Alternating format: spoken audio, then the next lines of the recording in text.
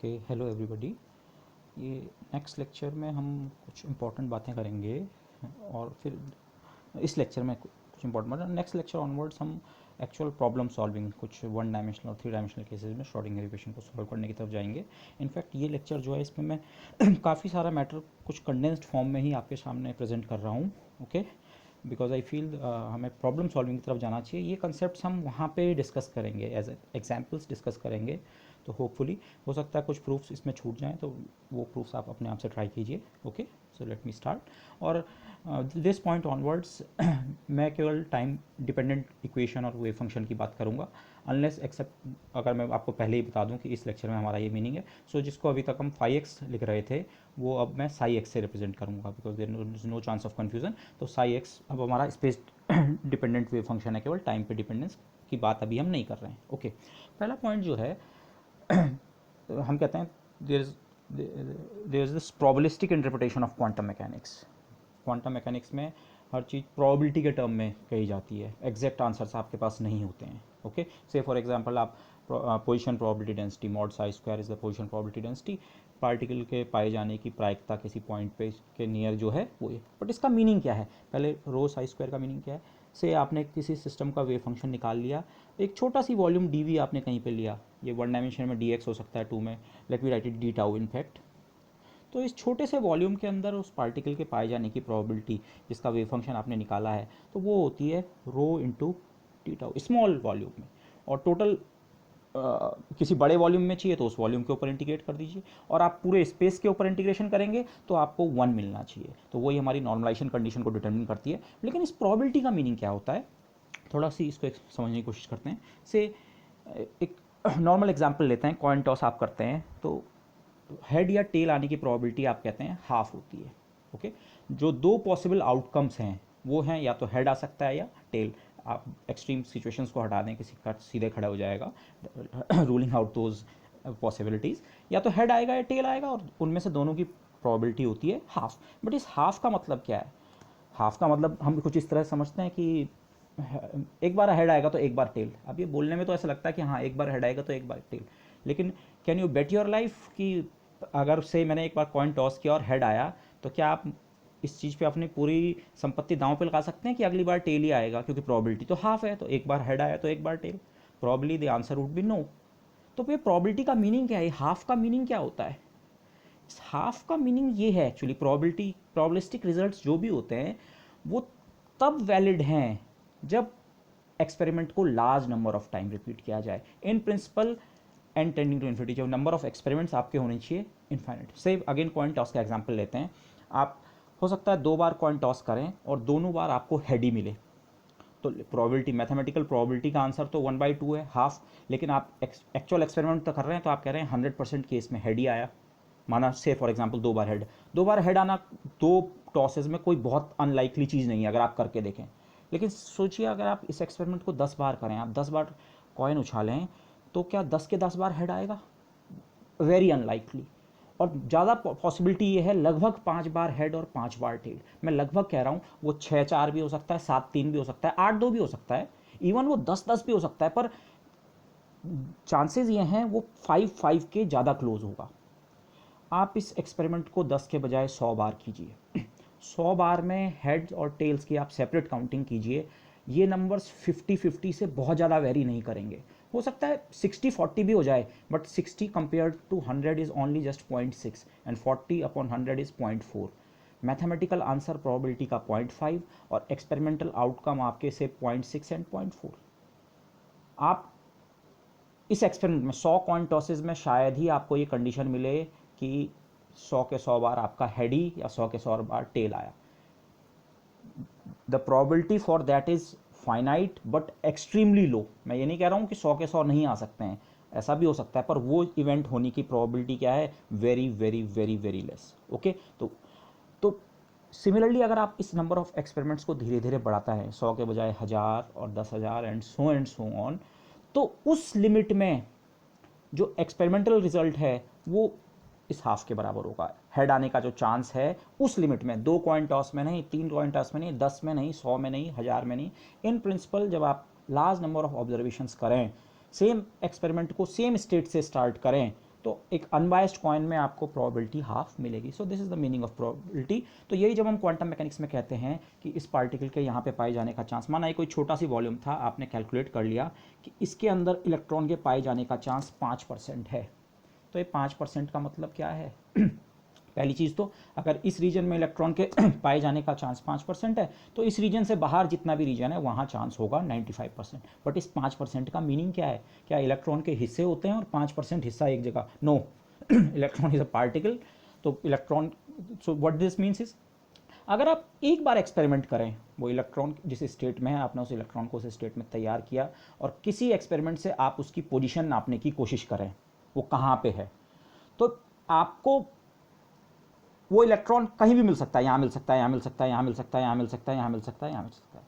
लेकिन अगर आप इस एक्सपेरिमेंट को लार्ज नंबर ऑफ टाइम्स करें, से 100 टाइम्स करें, तो पॉसिबिलिटी ये है लगभग 5 टाइम्स के आसपास वो आपको इस रीजन के अंदर मिलेगा और 95 times outside of this region. अब मैं लगभग बोल रहा हूँ, हो सकता है 6 बार मिल जाए, 7 बार मिल जाए, लेकिन ये कॉइन टॉस के वो वाले एग्जाम्पल की तरह है. 100 कॉइन टॉसेज में 60-40, 50-50 नहीं मिला एग्जैक्ट, 60-40. तो सिमिलरली दिस. लेकिन अगर आप उसी स्टेट से स्टार्ट करके बार बार उस इलेक्ट्रॉन की पोजीशन का मेजरमेंट करें, 1000 बार, 10,000 बार, 1 करोड़ बार, and so on, in principle हम इनफाइनाइट नंबर ऑफ टाइम्स, तो आपने जितनी बार वो मेजरमेंट किया है उसके 5% ऑफ टाइम्स वो इलेक्ट्रॉन आपको इस रीजन में मिलेगा और 95 टाइम्स इसके बाहर. तो this is the meaning of probability. एक मेजरमेंट करने पे तो इलेक्ट्रॉन आपको एक ही जगह मिलेगा. फॉर एग्जांपल, आपने एक ही एक्सपेरिमेंट किया और इंसिडेंटली वो इलेक्ट्रॉन आपको यहाँ पे दिख गया, तो आप ये कंक्लूड नहीं कर सकते हैं अरे ये तो इलेक्ट्रॉन यहीं रहता है 100% ऑफ टाइम्स, ये तो इसी रीजन के अंदर रहता है, मैंने एक एक्सपेरिमेंट किया और इलेक्ट्रॉन मुझे यहीं दिख गया. नो, कंसेप्ट ऑफ प्रोबेबिलिटी जो आपके रिजल्ट्स हैं उनको आप तब इंटरप्रेट कर सकते हैं when the number of observation is very large, in principle tending to infinity. So you must bear this thing in mind. Okay. अच्छा, दूसरी चीज़ हमने ये पीछे कुछ पार्शली ये शो किया था कि observables correspond to hermitian operators, क्योंकि हर्मिशियन ऑपरेटर्स की होती हैं रियल आइगन वैल्यूज. ओके, इस कनेक्शन को थोड़ा और डेवलप करते हैं. ये हमने प्रूव किया था, Hermitian operator real eigen values. अब मैं ये कर रहा हूँ, हमारे पास जितने भी फिजिकल ऑब्जर्वेबल्स होते हैं उनमें से हर एक के करस्पॉन्डिंग क्वांटम मैकेनिक्स में हमारे पास एक ऑपरेटर होगा जो कि हर्मिशियन होगा. उसका रीज़न, क्योंकि हर्मिशियन ऑपरेटर की रियल आइगन वैल्यूज होती हैं, तो उससे क्या फ़र्क पड़ता है आइगन वैल्यूज से? क्या है actually, it is a result of quantum mechanics, या you can say it as a fundamental postulate of quantum mechanics. One of the result of a single measurement is always an eigen value. आप किसी operator को के corresponding observable को lab में नापने जाएं तो जो आपको आंसर मिलते हैं रिजल्ट ऑफ सिंगल मेजरमेंट एक बार, वो उस ऑपरेटर की आइगन वैल्यू होता है. Let me try to explain it in a bit more detail. माना एफ कोई ऑपरेटर है, हम हर्मिशियन ऑपरेटर्स की बात कर रहे हैं, ऑब्जर्वेबल के करस्पॉन्डिंग है. F is some operator, let me draw the hat over it, मैंने यहाँ मिस कर दिया था. ओके, एफ कोई ऑपरेटर है और उसके आइगन वैल्यू इक्वेशन मैंने यहाँ पे लिख रखी है, और एक ऑपरेटर के एक से ज़्यादा आइगन फंक्शन और एक फिर करस्पॉन्डिंग आइगन वैल्यूज़ हो सकती हैं. तो माना इसका एक आइगन फंक्शन f1 है, f को f1 पे ऑपरेट किया, f1 वापस multiplied by number lambda 1, f को f2 पे ऑपरेट किया, f2 वापस मल्टीप्लाइड बाय लैम्डा 2, और ऐसी बहुत सारी इक्वेशंस हैं. In general ith equation f acting on fi is equal to lambda fi, और ऐसे करते करते इस फंक्शन के माना n eigenfunctions eigenvalues हैं. इन प्रिंसिपल ये this n can be infinity as well. आपको ऑपरेटर्स के infinite wave functions, infinite eigenfunctions मिल सकते हैं. ओके, तो ये जो कलेक्शन ऑफ दिस लैम्डास, उस ऑपरेटर की जितनी पॉसिबल आइगन वैल्यूज़ हैं उनके कलेक्शन को हम कहते हैं उस ऑपरेटर का spectrum. Collection of eigen values is called the spectrum for the corresponding operator. तो अगर आप f जो क्वांटिटी है, f ऑपरेटर के करस्पॉन्डिंग क्लासिकल मैकेनिक्स में जो क्वांटिटी है, उसका मेजरमेंट आप लैब में करने निकलें कभी भी, तो आपको और ये मेजरमेंट चाहे प्योर स्टेट में हो या मिक्स्ड स्टेट में, प्योर और मिक्स्ड क्या है मैं अभी एक्सप्लेन करता हूँ, पर किसी भी स्टेट में हो वो सिस्टम, तो आपको जो आंसर मिलेगा वो इनमें से ही एक मिलेगा. यही मतलब था जब मैंने ऊपर ये कहा result of single measurement equal to eigen value. F, मैं एफ को नापने निकला, एफ का मेजरमेंट करने निकला, तो एफ का स्पेक्ट्रम देखते हैं हम. एफ की possible allowed values of measurement इन्हीं में से कोई होगी. ये वाली होगी कि ये वाली की ये वाली, ये वाली, वो हम अभी डिस्कस करते हैं, पर होगी इन्हीं में से, इससे बाहर नहीं होगी. पहली चीज़ तो ये रिजल्ट ऑफ सिंगल मेजरमेंट ये होगा. ओके, अब जो मैं मिक्स्ड और प्योर स्टेट की बात कर रहा था, प्योर स्टेट या शार्प स्टेट से मेरा मतलब, मैं प्योर या उसे शार्प स्टेट कहूँगा, और अच्छा नाम तो उसका आइगन स्टेट है, बट वो है क्या? माना हम f का मेजरमेंट कर रहे हैं और सिस्टम का जो स्टेट है या वेव फंक्शन है वो या तो f1 है या f2 है या इनमें से कोई है जो उसके आइगन फंक्शंस हैं उस ऑपरेटर के, तो इन्हीं स्टेट्स को हम कहेंगे ये इस f ऑपरेटर के लिए स्टेट क्या है? प्योर या शार्प है। प्योर या शार्प होने का मतलब क्या है? फॉर एग्जाम्पल ये माना मुझे पता है मेरा सिस्टम जो है उसकी स्टेट ये है, f2 के बराबर है। स्टेट को मैं साइड टू से प्रेजेंट कर रहा हूँ लेकिन वो f2 के बराबर, मतलब सिंपली मैं कह सकता हूँ सिस्टम मेरा f2 स्टेट में है। तो f2 क्योंकि इसकी एक आइगन स्टेट है, f की आइगन फंक्शन है इसका, तो इसे हम कहेंगे ये f की आइगन स्टेट है और उसी को हम प्योर या शार्प कहेंगे। प्योर या शार्प का मतलब ये है अगर सिस्टम f2 स्टेट में है, हमें ये पता है, तो उस सिस्टम पे कितनी भी बार आप हमेशा उसे f2 स्टेट में रख के मेजरमेंट करते रहें, आपको हमेशा f के मेजरमेंट का आंसर λ2 मिलेगा। यहाँ पे प्रोबेबिलिस्टिक इंटरप्रिटेशन और ये स्पेक्ट्रम वाले आइडियाज़ को आप दोनों को वो करके देखें। अगर सिस्टम इस स्टेट में है तो f के मेजरमेंट में आपको कभी भी अनसर्टेनिटी नहीं मिल रही है, लेट मी से इट दैट वे, आपको हमेशा एक डेफिनेट आंसर क्या मिल रहा है? λ2 विद 100% प्रोबेबिलिटी। लेकिन ये केवल तब है जब सिस्टम एक आइगन स्टेट में, उस ऑपरेटर की आइगन स्टेट में। लेकिन क्वांटम मैकेनिक्स में मिक्स स्टेट्स भी पॉसिबल होती हैं, सुपरपोजिशन भी पॉसिबल होता है। तो आपके पास एक स्टेट इस तरीके की भी हो सकती है, C1 F1 plus C2 F2, ये भी सिस्टम की एक पॉसिबल स्टेट हो सकती है। ये प्योर स्टेट नहीं है, ये प्योर एक आइगन स्टेट नहीं है f ऑपरेटर की, इसलिए ये प्योर स्टेट नहीं है, इसे हम कहेंगे मिक्स्ड स्टेट। तो जब मिक्स्ड स्टेट में मेजरमेंट होता है तब क्या होता है? तो अब इन आइडियाज़ को कलेक्ट करने की कोशिश करते हैं। से मैं इसको ग्राफिकली इस तरह से दिखाता हूँ। ये सिस्टम की एक स्टेट है f1 और दूसरी स्टेट f2, इसके साथ मैंने 90 डिग्री पे दिखा रखी है। ओके, उसका भी ग्राफिकल मीनिंग है। हम ऑर्थो नॉर्मलिटी की बात करते हैं तो वो आपस में ऑर्थोगोनल हैं, बट f1 और f2, माना किसी समय हमारा सिस्टम f1 स्टेट में है तो f का मेजरमेंट मुझे λ1 ही वैल्यू देगा क्योंकि करस्पॉन्डिंग आइगन वैल्यू λ1 है। प्योर स्टेट, अगर प्योर स्टेट f1 में है तो आंसर f के मेजरमेंट का λ1 ही मिलेगा। आप जितनी बार इस एक्सपेरिमेंट को रिपीट करें, जब मैं जितनी बार इस एक्सपेरिमेंट को रिपीट करना कहता हूँ आपको ये ध्यान रखना है, मुझे सिस्टम को फिर से उसी स्टेट में प्रिपेयर करना पड़ेगा। ओके, खैर यहाँ पे उससे फर्क नहीं पड़ेगा, f का मेजरमेंट डिस्टर्ब नहीं करेगा, but you have to be careful, आप हमेशा सेम स्टेट से स्टार्ट करेंगे। ओके, अच्छा, इसी तरह से अगर सिस्टम f2 स्टेट में हो, f का मेजरमेंट करने निकलें तो हमेशा आपको आंसर λ2 ही मिलेगा, करस्पॉन्डिंग जो आइगन वैल्यू है प्योर स्टेट्स पे। तो ये प्योर स्टेट्स है। लेकिन क्वांटम मैकेनिक्स मुझे ऐसी परमिशन भी देता है, Sai equal to C1 F1 plus C2 F2। आप खुद ही देख सकते हैं, अगर इसे आप वेक्टर उसकी तरह सोचें, ये वेक्टर जो कंस्ट्रक्टेड है इसमें थोड़ा हिस्सा F1 का है, थोड़ा हिस्सा F2 का है, ये इन दोनों से मिलकर बनी है स्टेट। तो ये मिक्स्ड स्टेट है, this is not a pure state, ये आइगन स्टेट नहीं है, this is a pure state. तो इस स्टेट में अगर सिस्टम हो तो फिर अगर आप f का मेजरमेंट करने निकले हो, f जो भी क्वांटिटी है आप लैब में उसको मेजर करें, तो इस वाले आर्ग्यूमेंट पे आओ आप, मेजरमेंट का रिजल्ट तो कोई एक आइगन वैल्यू ही होगा। तो इस मिक्स स्टेट में भी सिस्टम के मेजरमेंट का जो आंसर होगा वो या तो λ1 होगा या λ2। ओके, क्योंकि ये वाली मिक्स स्टेट जो है इन दो प्योर स्टेट से मिलकर बनी है। अगर इसमें सुपरपोजिशन और स्टेट्स का भी होता, से F3 F4 और बाकी सारी स्टेट्स का फॉर एग्जांपल, तो मेजरमेंट का रिजल्ट इनमें से कोई सा भी हो सकता था। यहाँ पे केवल दो का सुपरपोजिशन है तो आंसर इन्हीं दो में होगा। इस समय अगर सुपरपोजिशन केवल दो स्टेट्स का है, दो प्योर स्टेट्स का, तो λ3 आंसर फिर भी नहीं आ सकता है, लेकिन λ1 और λ2 में से कोई सा भी आंसर आ सकता है। और ये एक्सपेरिमेंट करने से पहले कोई नहीं बता सकता है कि ये वाला आंसर आएगा कि ये वाला। यहीं पे प्रोबेबिलिस्टिक नेचर की बात आती है। फिर वो एक्सपेरिमेंट के बाद पता चलेगा कि आंसर ये आएगा कि ये आएगा। लेकिन क्वांटम मैकेनिक्स यहाँ पे फिर जिस चीज़ की बात करती है वो कहती है एवरेज वैल्यू। इस स्टेट के लिए अगर सिस्टम इस तरह की किसी मिक्स स्टेट में है, प्योर स्टेट में नहीं है, तो हम f की एक एवरेज वैल्यू की बात कर सकते हैं, और ये f की एवरेज वैल्यू है f की expectation. Okay, expectation of any operator in any state Sai is defined like this. ये है, माना स्टेट साई है और आप f की एवरेज वैल्यू कंप्यूट करना चाह रहे हैं, तो उसका एक्सप्रेशन ये है, integral Sai star f acting on Sai D tau divided by integral Sai star f। Okay, अगर मैं इसे कल के नोटेशन में लिखूं, जो हमारा वो वाला नोटेशन था, scalar product inner product notation जो था, उस नोटेशन में अगर मैं इसे लिखूं तो दिस इज दिस, ऊपर फर्स्ट एंट्री साई, दूसरी entry F acting on Sai और नीचे साई साई। ओके, कहीं कहीं आपको इसको ऐसा लिखा हुआ मिल सकता है, जो ऊपर वाली एंट्री है साई एंड देन एफ और फिर एक और डिमार्केटर लाइन और फिर से साई। ओके, और upon psi psi. These are just notations but these are powerful notations. तो ये एक्सपेक्टेशन वैल्यू जो हमने पीछे भी एक मैथमेटिकली जस्ट एक वो दिया था, एक्चुअली एक्सपेक्टेशन वैल्यू क्या है? Average value of measurement. Okay, very simply. और आइगन वैल्यू क्या होता है? Result of single measurement. Okay, यहाँ पे जस्ट एक चीज़ आप चेक कर सकते हैं वेरी सिंपली।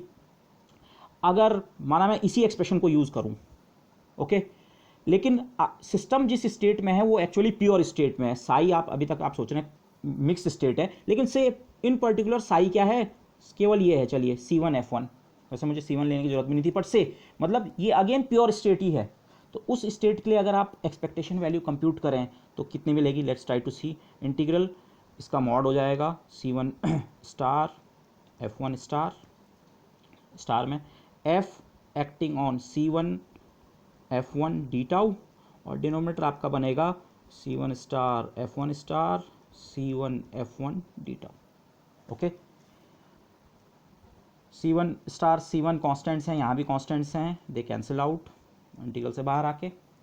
ऊपर वाला जो इंटीग्रल है integral F1 star, but F acting on F1 F की एक आइगन स्टेट है, आइगन वैल्यू इक्वेशन ओबे हो रही थी, वो कितने के बराबर है? λ1 into F1, λ1 into F1 d tau over integral F1 star F1 d tau.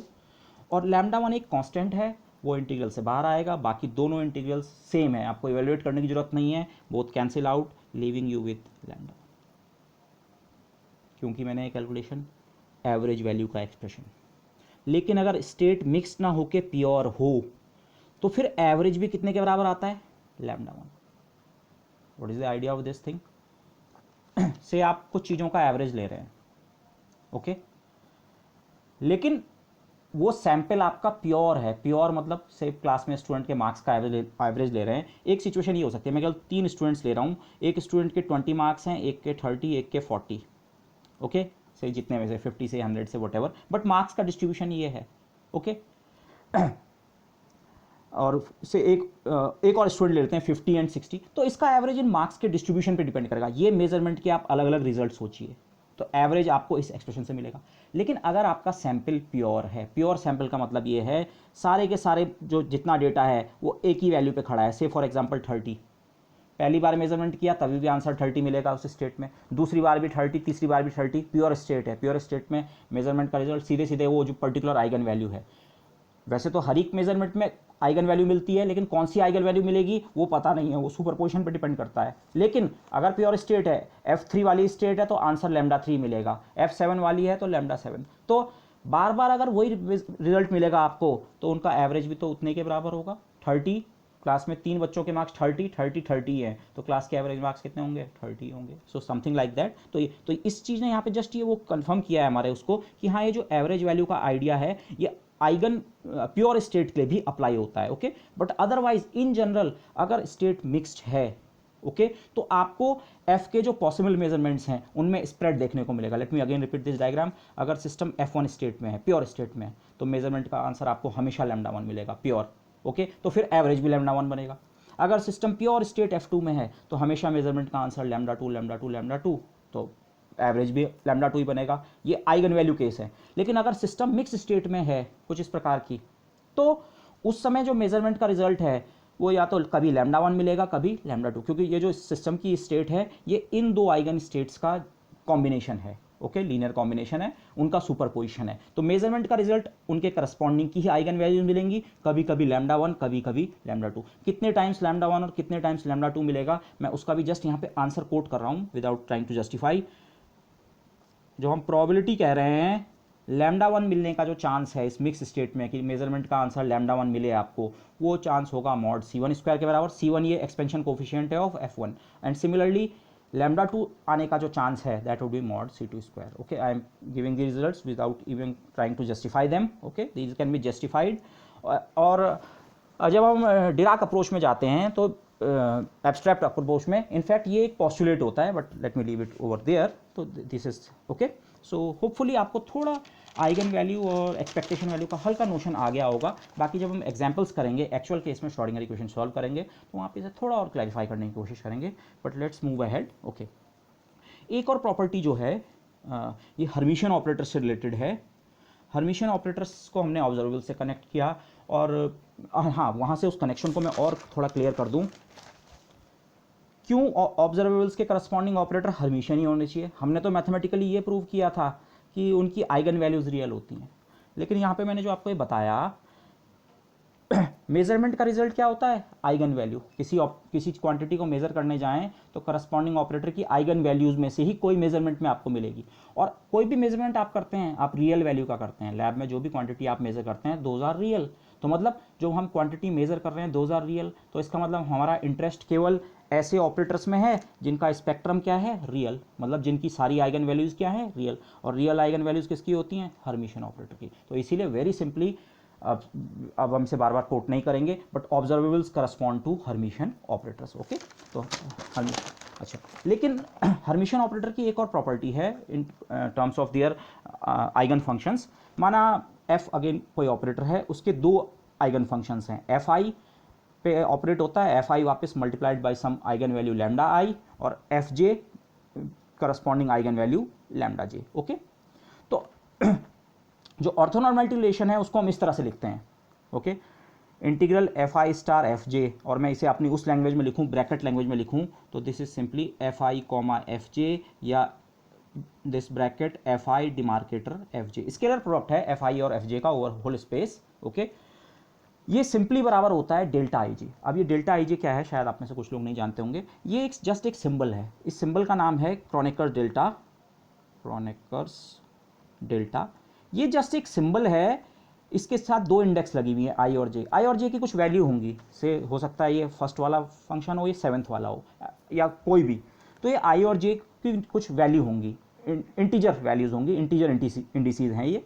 तो ये सिंबल इस तरह से डिफाइन किया जाता है। अगर इसके दोनों सिंबल्स की न्यूमेरिकल वैल्यू किसी समय बराबर है, तब तो इस सिंबल की वैल्यू आप 1 लेंगे, और अगर इन दोनों की वैल्यू अलग अलग है सिंबल, तो वैल्यू लेंगे सीधे। फॉर एग्जाम्पल, आप ये कैलकुलेशन कर रहे थे, F1 स्टार F1, IB1 और JB1, IB1 JB1 दोनों सिंबल सेम है, तो वैल्यू 1। क्या मतलब है इसका? अगर मैं इस तरह का इंटीग्रल करूं, F1 star F1 d tau का इंटीग्रल करूं, तो मुझे 1 मिलेगा। ऐसे ही दोनों अगर 2 हों, 2 और 2 फिर भी सेम है, तभी भी 1। 3 जब तक दोनों सेम है, या तो दोनों 1 1 हो, या दोनों 2 2 हो, या दोनों 3 3, या n n हो 1। ये कंडीशन नॉर्मलाइजेशन कंडीशन ही तो है। ये साई, इसे साई समझें, Sai star Sai. So this is, लेकिन अगर ये दोनों सेम ना हो, तो से ये 1 है और ये 2 है, इंटीग्रल F1 स्टार का आप F2 के साथ मल्टीप्लाई करके ले रहे हैं ओवर द रेलिवेंट वॉल्यूम, तो ये बनेगा 0। ओके, दिस, तो F I is not equal to F J, I is not equal to J, तो उस केस में ये 0। ओके, यहाँ पे वैसे डीजनरेसी का इशू भी आता है। जो प्रॉपर स्टेटमेंट है वो ये है हर्मिशियन ऑपरेटर्स के संदर्भ में, जो है कि hermitian operators have real eigen values and the eigen functions corresponding to distinct eigen values are orthogonal. मतलब अलग अलग आइगन वैल्यू वाले जो वेव फंक्शंस, या आइगन फंक्शन बोलना चाहिए, आइगन फंक्शंस हैं, वो ऑर्थोगोनल होते हैं। ऑर्थोगोनल का मतलब ओके, ऑर्थोगोनल का मतलब होता है 90 डिग्री। 2 लाइन्स आर ऑर्थोगोनल, या 2 curves are orthogonal at some point, it means वो उस पॉइंट पे 90 डिग्री पे इंटरसेक्ट कर रहे हैं।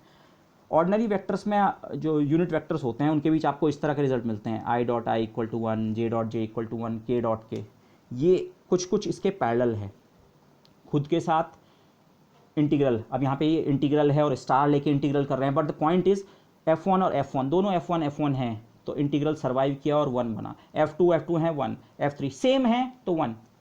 इसी तरह से आई डॉट आई 1, जे डॉट जे 1, के डॉट के 1। और अगर एक F1 है और दूसरा F2 है, एक F1 है एक F7 है, 7 है 20 है, अलग अलग हैं, तो इंटीग्रल ने 0 ही बनना है।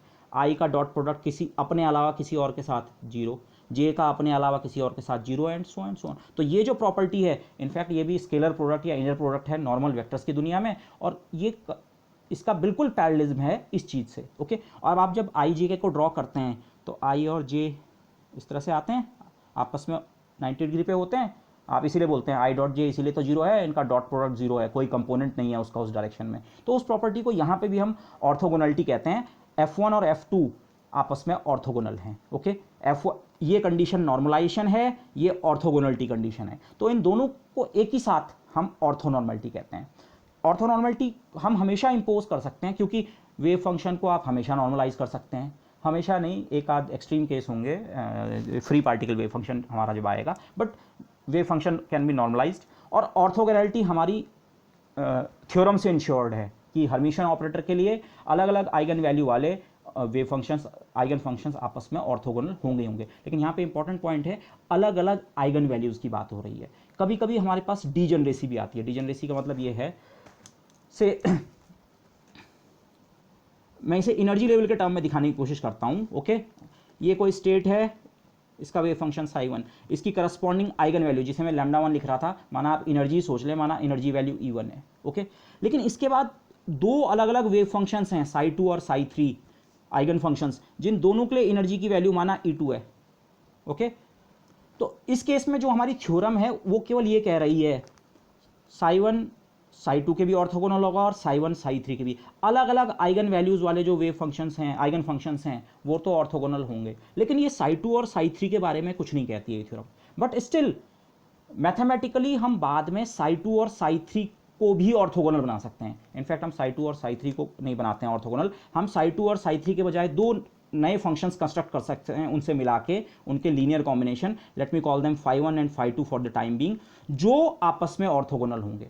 तो अब आपके पास जो ये तीन बचे, ये सारे के सारे आपस में ऑर्थोगोनल हैं, समथिंग लाइक दिस। ये ओके, तीन डायरेक्शंस हैं, तीनों आपस में एक दूसरे से ऑर्थोगोनल हैं। ओके, सो मोस्ट जनरली ये कंडीशन हम हमेशा होल्ड करा सकते हैं अगर हर्मिटियन ऑपरेटर है, और मोस्टली हम हैमिल्टोनियन के लिए इक्वेशन सॉल्व कर रहे हैं, हमारे एनर्जी आइगन वैल्यू में इंटरेस्ट होगा, तो हम देखेंगे आने वाले एग्जांपल्स में this condition always holds. Normalization हमारे हाथ में है, हम हमेशा वेव फंक्शन को नॉर्मलाइज कर सकते हैं, और ऑर्थोगोनैलिटी आपको हमेशा देखने को मिलेगी। So orthonormality would be an important property for us in the discussions to come. Okay, second thing, properties of psi. Okay, wave function जो है उसको कुछ कंडीशंस सेटिस्फाई करनी पड़ती हैं। As I was telling it the other day, Schrodinger equation आपने solve की, H psi equal to E psi, okay, time independent वाली। ये जस्ट एक मैथमेटिकल टास्क है, मैथमेटिकली आपने सॉल्व करके वो कर दिया। हो सकता है आपको इसका सॉल्यूशन ना आया, आपने अपने मैथमेटिक्स वाले फ्रेंड की सहायता ली, भैया मेरी मदद कर दे, जरा मुझे साई निकाल के दे दे, और करस्पॉन्डिंग फिर ई भी मिलेगा। तो होगा क्या, आपको इसके लार्ज नंबर ऑफ सॉल्यूशंस मिलेंगे, in principle infinite for most of the cases. But वो सारे के सारे आपके वेव फंक्शन नहीं हो सकते हैं। वेव फंक्शन होने के लिए इसके सॉल्यूशंस को कुछ कंडीशंस ओबे करनी पड़ेंगी। ओके, सो उसे हम कहते हैं प्रॉपर्टीज ऑफ साई, या conditions on Sai for its physical acceptability. Physical acceptability के लिए वेव फंक्शन को कुछ कंडीशंस ओबे करनी पड़ेंगी। ओके, और इनको हम जनरल नाम, इनको बाउंड्री कंडीशंस कहते हैं। सो दीज आर, मैंने यहाँ पे केवल इन्हें कोट किया है, मैं इनको जस्टिफाई नहीं कर रहा हूँ। ओके, ये आपने लास्ट सेम में पढ़ा होगा, so you know about them. Sai must be finite and single valued. Wave function her point पे फाइनाइट होना चाहिए और उसकी एक ही वैल्यू होनी चाहिए। एक्चुअली जैसे ये वाली कंडीशन आती है प्रोबेबिलिस्टिक इंटरप्रिटेशन से, क्योंकि अगर साई कहीं पे इनफाइनाइट हो जाएगा तो वहाँ पे मॉड साई स्क्वायर भी इनफाइनाइट हो जाएगा। Infinity infinite probability doesn't make any sense. तो इसलिए सिंगल वैल्यूड भी इसीलिए, अगर किसी पॉइंट पे साई की दो वैल्यू हैं तो वहाँ पे मॉड साई स्क्वायर प्रोबेबिलिटी के दो आंसर होंगे, सो दैट इज इनकंसिस्टेंट। और जो कंडीशंस होती हैं इसके अलावा, the Sai must be continuous. Wave function जो है पूरे डोमेन में क्या होना चाहिए, कंटिन्यूस होना चाहिए। ओके, सिमिलरली साई का जो फर्स्ट डेरिवेटिव है वो भी कंटिन्यूस होना चाहिए। Okay, first derivative of Sai must also be continuous, Sai dash. लेकिन ये वाली कंडीशन एक केस में अप्लाई नहीं होती है, जब पोटेंशियल में इनफाइनाइट डिसकंटिन्यूटी हो। आप इस तरह की हम प्रॉब्लम सॉल्व करते हैं, पोटेंशियल कुछ है और रैपिडली एक पॉइंट पे पोटेंशियल की वैल्यू में एब्रप्ट चेंज हुआ। तो से मैं एग्जांपल देता हूँ, पोटेंशियल वेल आपने पिछले उसमें भी किया है, हम फिर से करेंगे। ये पोटेंशियल वेल है, इस पॉइंट पे पोटेंशियल इधर से आप आए, पोटेंशियल की वैल्यू कुछ थी V0, और इस पॉइंट पे अचानक डिसकंटिन्यूटी के कारण पोटेंशियल की वैल्यू 0 हो गई। इतना जंप है, V0 के बराबर जंप है, लेकिन ये V0 फाइनाइट है। तो अगर ये फाइनाइट डिसकंटिन्यूटी है पोटेंशियल में, तो इस पॉइंट पे भी साई डैश की कंटिन्यूटी की हम डिमांड करेंगे। लेकिन अगर यही वेल हमारा इनफाइनाइट डेप्थ का हो जाए, आप वेल को धीरे धीरे और गहरा करें और इसकी डेप्थ हो जाए इन्फिनिटी, इनफाइनाइट पोटेंशियल वेल हो जाए, तो इस पॉइंट पे जो डिसकंटिन्यूटी है पोटेंशियल की वो इनफाइनाइट ऑर्डर की है, तो उस केस में साई डैश की कंटिन्यूटी की डिमांड हम नहीं करेंगे। ओके, सो उस कंडीशन में इसकी जरूरत नहीं होती है। ये जो कंडीशंस आती हैं ये सेकेंड ऑर्डर डिफरेंशियल इक्वेशन है, श्रोडिंगर इक्वेशन, वहाँ से इसे इंटरप्रेट किया जा सकता है, but I am not touching that thing. अच्छा, एक कंडीशन और हम इंप्लॉय करेंगे, psi must go to infinity as x goes to infinity in 1D और सिमिलरली इन 3D आप खुद जनरलाइज कर सकते हैं। ये भी प्रोबेबिलिस्टिक इंटरप्रिटेशन से रिलेटेड है, क्योंकि अगर साई वो नहीं होगा, इन्फिनिटी पे जाके आपका डिके नहीं कर रहा है, तो जो प्रोबेबिलिटी का जो इंटीग्रल है ये वाला mod Sai square D tau, ये आपका फाइनाइट नहीं रह पाएगा। ओके, ग्राफिकली इसको थोड़ा समझने की कोशिश करें। ये आपका वेव फंक्शन, मैं रियल वेव फंक्शन की तरह उसे ट्रीट कर रहा हूं, वैसे कॉम्प्लेक्स भी हो सकता है, बट ये तो integral Sai star D tau देखें, मैं मॉड साई नहीं ले रहा हूं, साई स्क्वायर, मैं साई को रियल ट्रीट कर रहा हूं। प्रोबेबिलिटी का जो इंटीग्रल है ओवर होल स्पेस वो इस तरीके का होगा। ये इंटीग्रल वैसे तो 1 होना चाहिए, पर 1 ना हो, फाइनाइट हो, n के बराबर हो, तो रूट n के नॉर्मलाइजेशन फैक्टर से मैं नॉर्मलाइज कर सकता हूं। लेकिन अगर मेरा वेव फंक्शन इन्फिनिटी पे जाते जाते भी वैनिश नहीं होगा, तो ये इंटीग्रल कुछ ना कुछ एरिया ऑक्युपाई करेगा। As you know, integral is area under the curve, और अगर ये कर्व ऐसे चलता ही रहा इन्फिनिटी तक, तो जो कर्व एरिया ऑक्युपाई करेगा वो हो जाएगा इनफाइनाइट, और इनफाइनाइट प्रोबेबिलिटी को फिर ट्रीट करने का कोई तरीका नहीं होगा। सो वी विल डिमांड कि the wave function vanishes. Okay, so with that I would like to end this video. कुछ इंपॉर्टेंट पॉइंट्स जो अभी रह गए हैं, होपफुली मैं आगे के लेक्चर्स में वो करूँगा। ये इश्यूज़ तो बार बार आएंगे, तो ये तो डिटेल में डिस्कस हो जाएंगे, बट जैसे एक एनफेस्ट थ्योरम है, ओके, क्लासिकल मोशन और क्वांटम मोशन को रिलेट करने वाला, वो थोड़ा मैं डिस्कस करना चाह रहा था, but we will do that in some coming lecture. Okay, और नेक्स्ट टाइम से अब हम ये स्टार्ट करेंगे solving the Schrödinger's time independent equation. Simplest case से स्टार्ट करेंगे, free particle, and then we will graduate to other systems, other simple systems in 1D as well as 3D। Okay, so thanks.